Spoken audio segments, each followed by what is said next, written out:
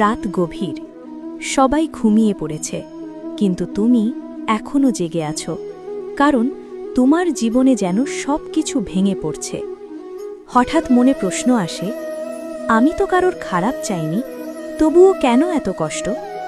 ঠিক তখনই মনের ভেতর এক নরম শান্ত কণ্ঠ শোনা যায়, যা হয়েছে ভালো হয়েছে, যা হচ্ছে ভালো হচ্ছে।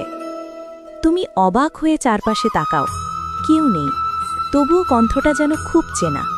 সে আবার বলে, তুমি শুধু তোমার কর্তব্য করো, ফল নিয়ে চিন্তা করো না।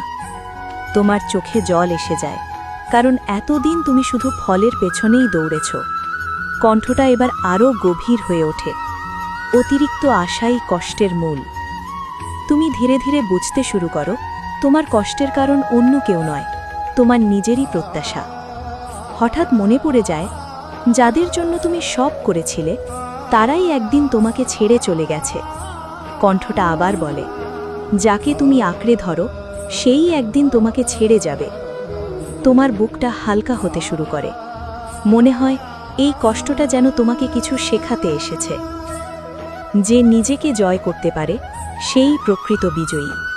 তুমি চোখ বন্ধ করো, নিজের ভেতরের ভাঙা টুকরোগুলো জোড়া দিতে শুরু করো। কণ্ঠটা এবার শেষবারের মতো বলে, ভয় নয়, বিশ্বাস রাখো, যেখানে বিশ্বাস সেখানেই আমি। তোমার চোখ থেকে জল গড়িয়ে পড়ে, কিন্তু এবার সেই জলে কষ্ট নেই, আছে এক অদ্ভুত শান্তি। তুমি ধীরে ধীরে উঠে দাঁড়াও, কারণ তুমি বুঝে গেছো, জীবন তোমাকে ভাঙতে নয়, গড়তে এসেছে। আর হয়তো আজ থেকেই তোমার নতুন শুরু।